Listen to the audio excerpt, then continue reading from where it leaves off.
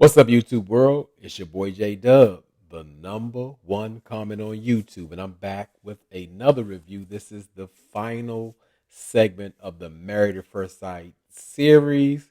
We're doing Clint and Gina. For those who are new to my channel, I do detailed reviews of reality shows. I don't do a scene by scene. I try to pick up the most important details and maybe pick up some details that you may not have caught. And as I told you in my intro, I am YouTube's number one commenter. So on this channel, on our channel, it's all about the comments. That's what I do this for. Um, that's all I can tell you. Other than that, the motto of this channel is say what you say.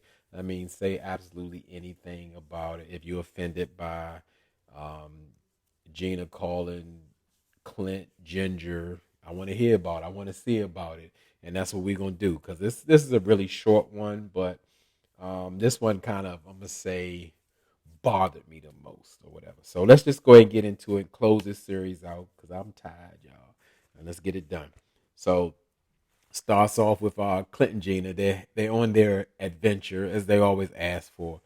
And I would say be careful what you ask for. You just might get it. They supposed to be heading to the falls, and I was like, how is the man gonna get lost? And he's a tour guide or driver, but however, they had a detour on the road, so they had to go all the way around the island to find out where they need to go to get there. And it was quite an adventure, and also kind of looked kind of painful. Just like it looked like, what did it remind me of? It looked like two people who bought single tickets for people who actually canceled a trip and they saved some money or something just to go.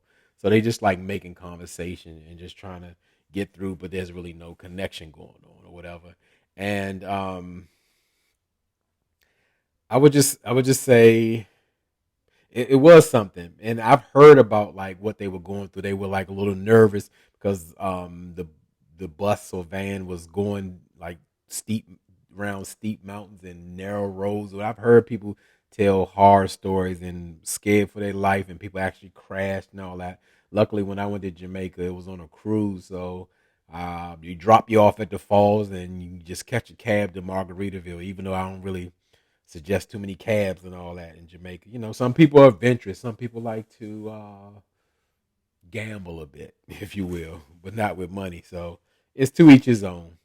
Um, but you know, they finally get to where they're going, and you know, they seem to have a decent conversation. It seems like they connecting, and I've always thought from the beginning that this couple, it could possibly be they weren't kind of attracted to each other because they kind of act in the same way with within the honeymoon, even the way like even Clint speaks like, yeah, this is a good vacation. It's like, no, this is your honeymoon, but I know there's no romances. But at least they're not just giving high fives; they giving little stiff lip kisses or whatever, and it's just hard to make of it. The only time we really know what's going on is through the confessionals or whatever, and that's where we get to the meat and potatoes of things or whatever. You know, they take a sit down to have a drink by the ocean. Everybody got like a wonderful view, and to me, Gina drops a bomb on Clint. You know, he's speaking very positively and just saying like, you know, we're getting along great. We have a connection. You know, things are going great. And on the vacation or AK honeymoon, and Gina kind of slid in there and was like, well, yeah, you know, we get along, but us really connecting or me physically being like attracted to you is just not there. I don't have that burning desire for you.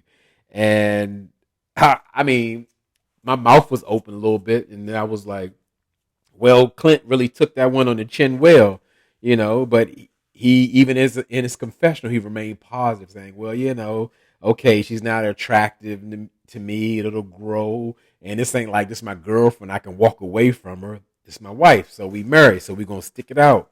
But then, like at this point, I don't think it was enough for Gina. She turned into a character on the video game Mortal Kombat because she wanted to absolutely finish this man. He wasn't broken enough. He was just down on one knee, and she hit him with, well, you know, normally I really wouldn't. I don't really vibe with, you know, people who who are like redheads or ginger. I ain't never heard that term ginger, but ginger looking or whatever. It sounded hurtful, demeaning, racist. It sound I don't know. It just sounded like all the negative stuff. Something that you definitely don't want to hear from your new stranger wife. And like, dang, what can I change my head? Like, I get on Married at First Sight. I was a contestant, like, same way with Shaquille. I don't like a guy with bald head. What you think? I just want to keep my head bald. I'm just lazy, just skin it. And no, it's something about me that it's a part of me of what's going on with me.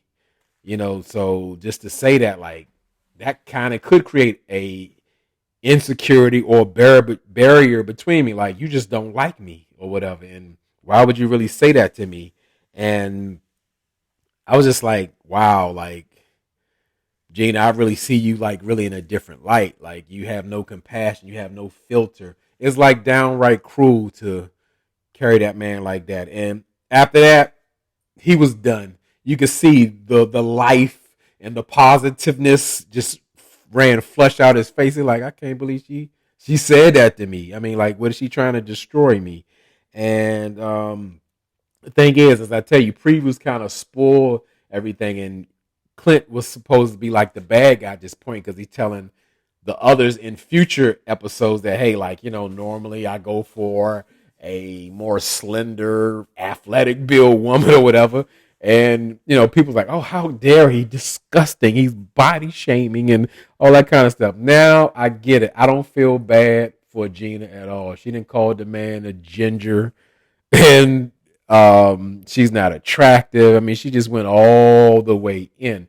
And the crazy thing is just so crazy to me that you're going into an arranged marriage. You're going into it blind. Love is blind. Married at first sight. Ready love all wrapped in one. So you should have zero expectations. And crazy enough, she said that in the beginning she didn't have any expectations. And like the man could have really went on her. I know people are doing, what do you call it, the positive body reinforcement. The man could have went on her about her and her bathing suit and all of that. It was some material and room for him to say something there, but if he said whatever he said, I thought he was being kind. And again, there's nothing wrong with natural women, but it's just like the nerve of her, like she's perfect. And like if the shoe was on the other foot and he initially said that to her, he would be dead wrong. So she's absolutely dead wrong. And I'm really surprised because I really thought she was a wonderful and nice lady. So again, like with these shows, you can kind of tell why now people are single, especially Gina. Maybe she's there to promote her salon. She wants a salon in Jamaica. She wants a salon near you or whatever the case may be. She's not into Clint. And that's okay, but don't treat him like that. So that was pretty much it. I had to get that off my chest. I was really bothered by that. I try not to get too invested and know that's entertainment, but that's just like a huge slap in the face. And even Clint doesn't deserve that. I thought he was going to be like the bad guy, but he's like optimistic and trying to work this thing out. But when you take people there to certain places, like there's no hope. There's no way. Who wants to put up with that? It ain't worth it. It ain't worth it. I'd be like, give me my separate room right now. I'm not dyeing my hair blonde or brown or whatever you want from me or whatever. Just like I'm not asking you to change, but drop down in the comments. I know this is a touchy subject, but it was something. And poor old Clint, even though I say he's 40 plus 10, he just absolutely didn't deserve that. So this is the last final segment of the couples. Let me know what you think, what I missed, something you want to add. And as I always tell y'all could be anywhere in this YouTube world, but you're here with me. I really appreciate it. I really mean it. Good night.